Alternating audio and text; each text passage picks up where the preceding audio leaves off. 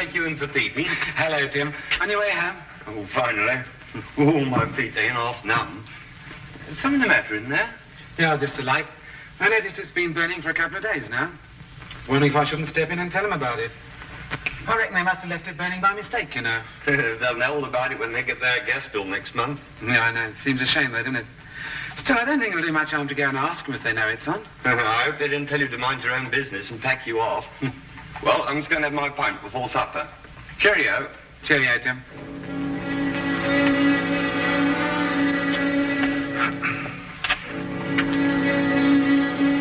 Afternoon, sir.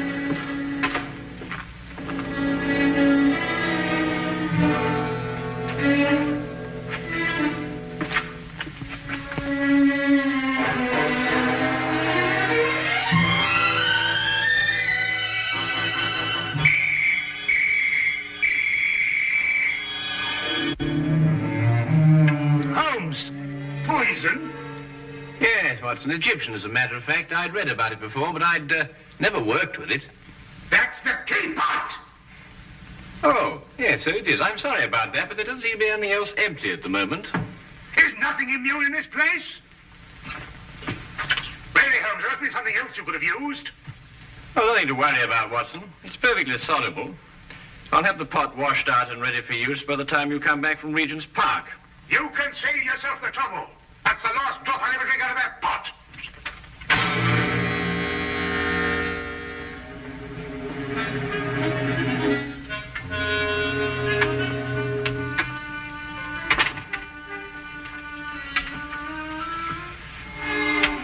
I say, Holmes, how in thunder did you know I was going to Regent's Park? Well, a simple deduction, my dear fellow. Take a look at your clothes. Oh, what's the matter with them? I might easily be going to the club in these. You're immaculate, except for those old shoes. Hmm? Oh, those. I've forgotten all about those. So I deduce that you're going to a place where you're likely to meet people, but also you're liable to scuff your shoes. The gravel paths of a public park seem to fit that perfectly. Hmm. But why Regent's particularly? We're lunching at 12:30, and since it's now nearly 11, I assume that your choice of parks is limited to the most convenient one, that being Regent's, of course. Simple deduction, really. I wonder who that can be this time of the morning. Would you care to deduce it, Watson? No, I think it'd be simpler if I just open the door. Would you be Mr. Sherlock Holmes? No, but won't you come in? It's Mr. Holmes I got to be finding. I am Sherlock Holmes, madam. Won't you be seated? I will that. Sure, I've lost a bit of my breath. Have you come far? Clean up from Chelsea, I have, sir. Well, that's a long way indeed. May I introduce my very good friend and colleague, Dr. Watson? Good morning to you. I will go. My name's Dugan, sir. Mary Dugan. No doubt you find it a bit odd having a stranger burst upon you in the height of the morning like this, but I've come from a house black with sorrow to ask your help. 'Tis the house I work in. Is there some difficulty in the house? Difficulty? Aye, and more. There's murder. Ah, murder, is it? Now, this is most interesting. Won't you go on, Mrs. Dugan? 'Tis the master of the place himself, Mr. Harringway, that's dead. Found by the bobby of our street. Filled with a dose of something with a great long name, the old man was. But surely if he was found by the police... The police? Sure, 'tis them that brings me here. They've come and rode young Mr. Vernon off to jail for committing the crime. Mr. Vernon? Aye, a strapping lad who's soon to marry Mr. Harringway's stepdaughter, Janet. I gather that you're not in agreement with the police, Mrs. Dugan. Hush, well, that's the problem. That's what's been torturing me all through these black nights and making my life unbearable. For you see, Mr. Holmes, it was my testimony, and my testimony only, that's put Mr. Vernon in jail. It's because of what I told the police that he's sitting in this cell this very moment waiting for his time to go. And yet you believe that young Vernon is innocent? I'm certain the lad's innocent. Sure, I feel it in my bones. Yes, but I say, didn't you tell the police the truth? I told them the truth, sir, but somehow unbeknownst to me, I must have lied. Perhaps you'd better start your story from the beginning, Mrs. Dugan. Aye. Well, it all happened last Friday afternoon. Late in the afternoon it was, for I was soon to be leaving the house, having the weekend off as I do. It would be about 5 o'clock when there was suddenly a great clatter upon the door.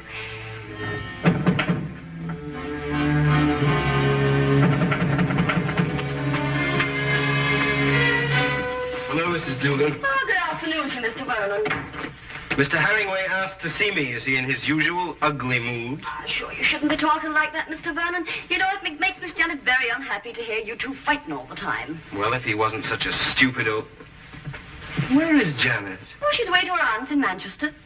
She wasn't to go until tomorrow. Oh, I know nothing of that, sir. But I can swear he put her on her way this very afternoon. I doubt if her aunt's sick again. It looks like another of his tricks to keep us apart. Well, where is he? In his study. He's asked me to show you right in. Just a minute. My coat. I forgot something.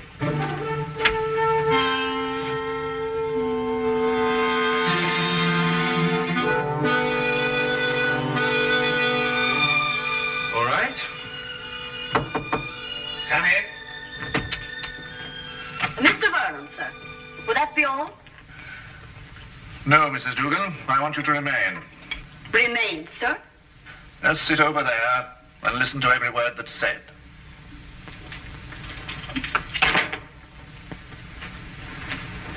What is this? What have you got in your mind now? Young man, I have a very simple offer to make. And I want Mrs. Dugan here to be witness to it. Well, what kind of offer? I'll give you £1,000 to clear out of Janet's life. You must be out of your mind. On the contrary. Only a fool would refuse such beneficence. You disgust me. Your tastes don't interest me. I want only to rid you from Janet's life. Stay right here. I intend to finish. I happen to be in love with Janet. But I could hardly expect you to understand a thing like that.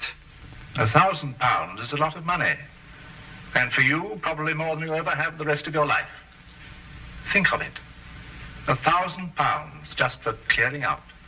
When I clear out, as you put it, I'm going to take Janet with me. I warn you, this is your only chance to gain anything.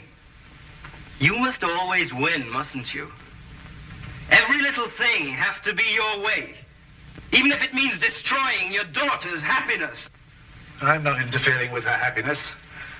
I only want to cleanse her life of a bit of trash. You may have had her under your fist all her life, but she'll break away now. No matter what you do, Janet's going to marry me. Mr. Harringway! Medicine. My medicine in the cupboard in the next room. I'll get it. Green bottle on shelf.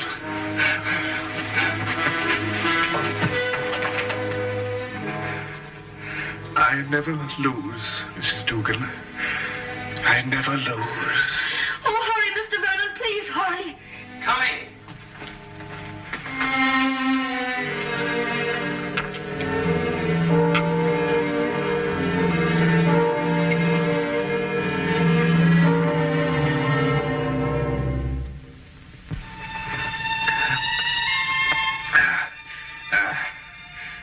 Thank you. Feel much better. Well, there's no need to stare. I'm all right. Now get out of here. Both of you. Get out.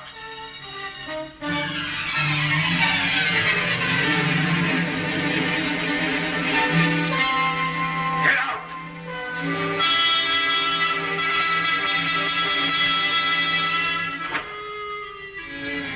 A few minutes later, I left the house. And that's the last I ever saw of Mr. Herringway. Alive. I see. And what did you tell the police when they questioned you? You sure I told them everything, just as it happened. About the bottle Mr. Vernon took out of his coat pocket, the sudden quarrel, Mr. Herringway's attack of illness, and Mr. Vernon going to get the medicine. And this was sufficient to have young Vernon remanded on a charge of murder? Aye, for the police informed me that it was the medicine, the very medicine that I saw Mr. Vernon give Mr. Herringway, that killed the poor old man. They say that poison was put into the medicine. Yes, but look here, that certainly seems to point towards the young man. When he went to obtain the medicine, he apparently slipped in the lethal dose. It seems that way, sir. But in my heart, I can't bring myself to believe it of him. That Inspector Lestrade, though, he won't believe another thing else. Lestrade, eh? He's the policeman who seems to be in charge of it all. Indeed. Inspector Lestrade, you hear that, Watson? We must go round and see him. Well, if you think it'll help. Aye. And 1,000 blessings on the pair of you. I don't know what we can promise you, Mrs. Dugan. I shall have to have a word with Mr. Vernon before I can express an opinion on the case. However, we shall certainly go and see Inspector Lestrade at once. I know it looks dark and all, but I must keep up hope. Well, I must be off. I don't like leaving Miss Janice alone for so long. Naturally, Mrs. Dugan. Well, we'll certainly do our best. Thank you, sir.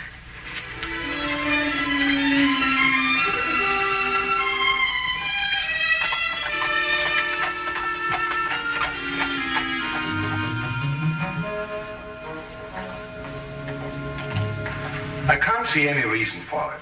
The man is guilty. Anything you want to know, I can tell you myself.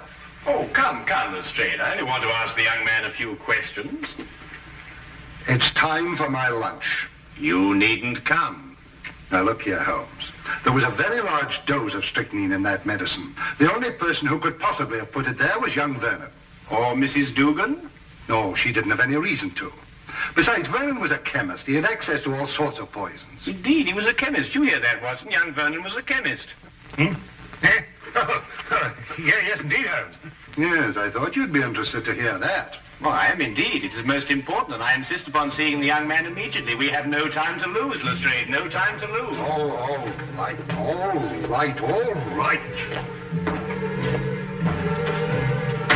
I don't see what you can possibly gain from this. But if you insist, you can see for yourself. His whole attitude merely supports the evidence. Well, here we are. Inspector Lestrade. Yes, sir.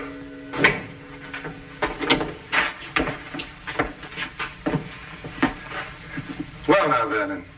Well now, Inspector. How many times a day are you going to bring me up here and subject me to your idiotic questions? I've already told you everything I know. I'm getting tired of repeating it every half hour so that it'll penetrate your dense brain. Look here, young man, that's hardly an attitude to take. You're charged with the most serious crime. Indeed, I am. And since it appears I'm to pay for it, my only regret is that I didn't have the pleasure of committing it. There's just one point. I don't know who you are, but you may as well know that I don't wish to answer any of your questions either. It appears I've talked myself to the gallows, and that should be enough. So good day to the lot of you. Good day to you, Mr. Vernon, and thank you very much. You've been most helpful.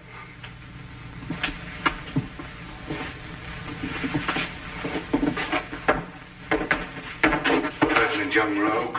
Oh, very interesting, Lestrade. Take the Baker Street, Holmes. Certainly not, Watson. We have a killer to catch. Killer? Yes. What do you think you were just talking to? A very furious young man, Lestrade. But he's as innocent as Dr. Watson, me, and you. Or perhaps not quite as innocent as you.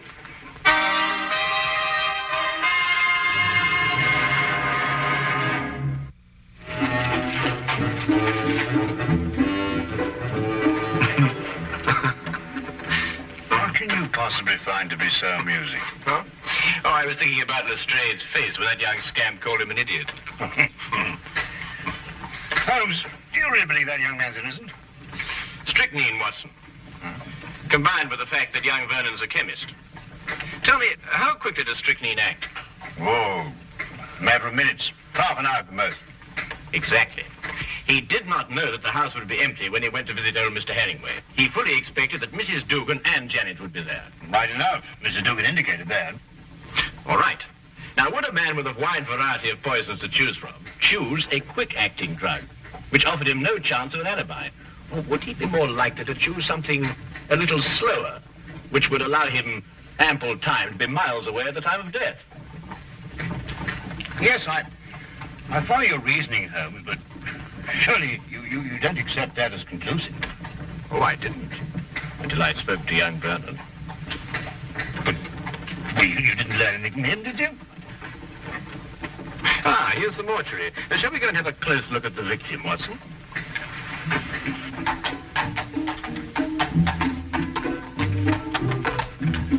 Holmes asked to see the medical examiner's report, and as we prepared to enter the mortuary, he explained his theory that Vernon's violent temper didn't fit into the cold-blooded pattern of this crime.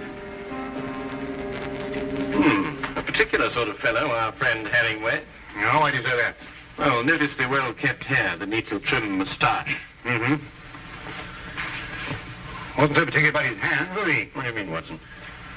Well, look, the dirt definitely packed in under those nails, has even gone into the cuticles. I must say it's a bit incongruous with this perfect manicuring. Yes, especially as this hand's absolutely immaculate. Wait a minute, Watson. What? This isn't ordinary dirt. This is soil. Well, amateur gardener, perhaps. These hands never did any gardening.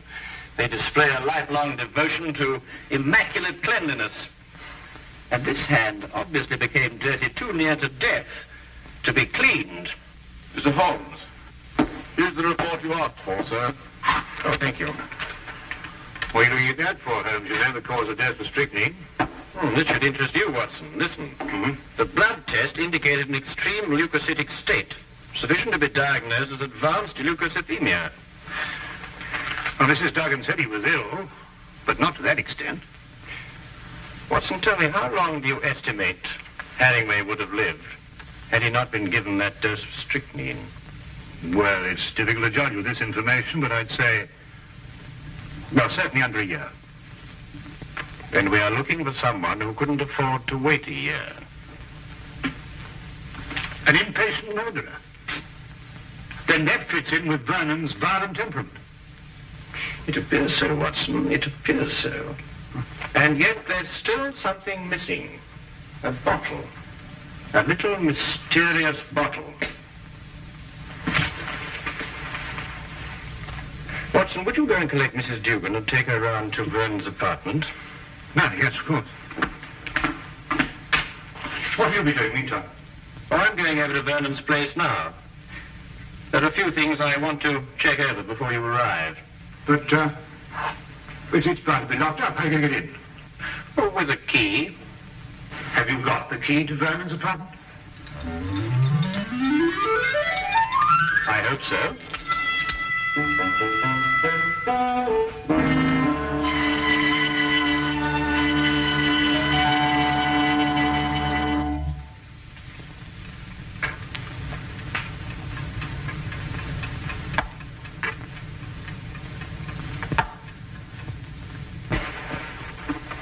We came as quickly as we could. Thank you, Watson. Do you think it's proper bursting into a strange man's apartment like this? Well, it isn't proper in the least, Mrs. Dugan, but if we're going to help young Vernon, I'm afraid there's very little choice. What is it you want me to do? Do you believe, Mrs. Vernon, that you could identify the bottle that he took from his coat pocket on the day of the murder? Yes, I think I can. Good. Then would you mind examining these and take your choice, if any?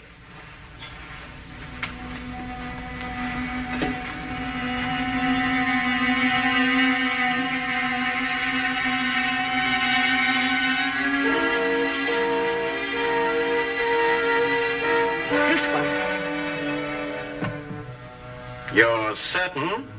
I'm absolutely certain. Thank you, Mrs. Dugan. Thank you very much.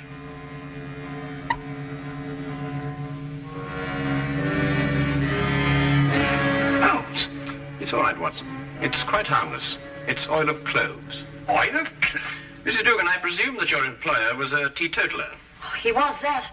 There was never a drop of anything at all in the house. Hated the stuff he did. Yes, but is it important, Holmes?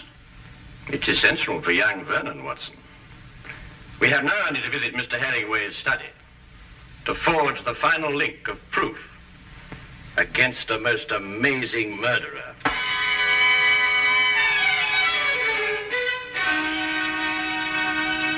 Really, Miss Herringway, I hope you realize that in this case I find myself in a particularly difficult position.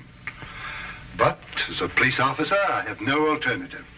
I must follow the dictates of the law. But Tom didn't do it. He couldn't have done it. It just can't be. Precisely the opinion I expressed to you this morning, Lestrade. Holmes!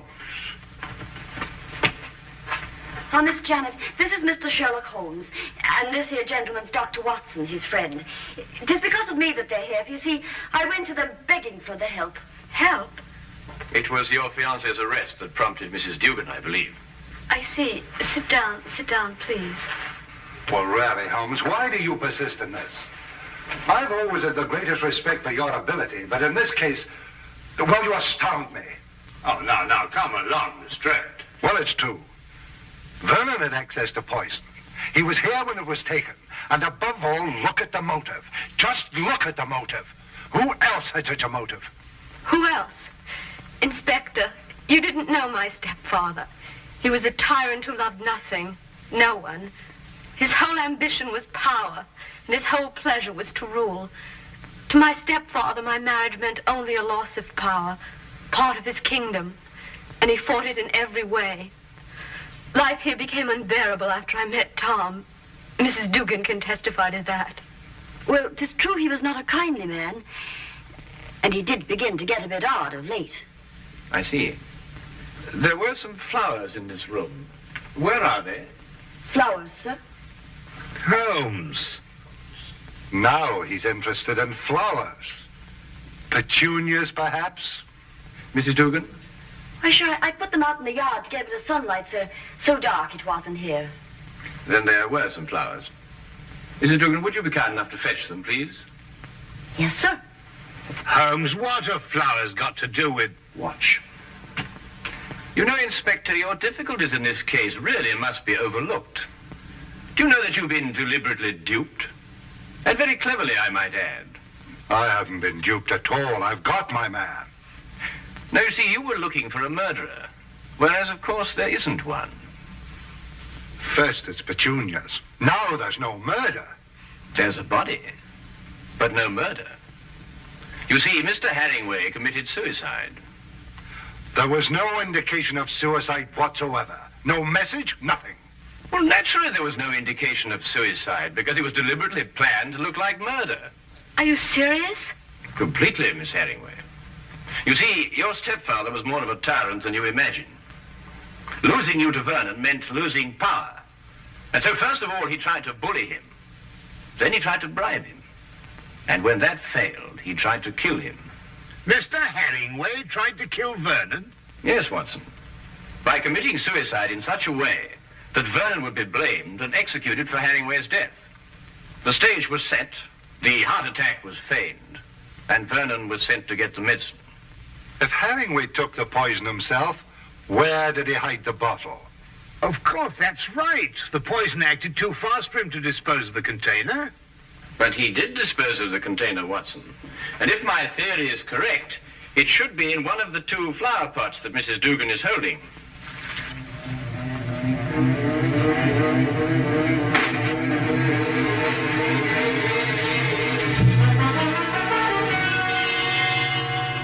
And a chemical analysis will reveal that it contains strychnine. The dirt under the fingernails. Exactly, Watson. And you said it got there close to the time of death? Then Herringway committed suicide. Yes, Lestrade. And Tom is innocent. Go! Go! Simple. Completely. Holmes, you never did explain to me what the oil of clothes was for. Oh, you mean the mysterious little bottle that Vernon removed from his coat pocket? Yes, sir. Oh, it's really quite simple, you know. You see, Vernon stopped at a pub for a few stiff whiskies to brace himself for his interview with Herringway. But the old man was violently opposed to the use of alcohol, so he had to do something to remove the evidence from his breath. Oil of cloves is quite common for that purpose. Ah, I see. Tea? No, none for me. No, I've had some before. My digestion is not quite up to it. Your digestion? Yes, I forgot and mixed our tea with some of that rare Egyptian poison.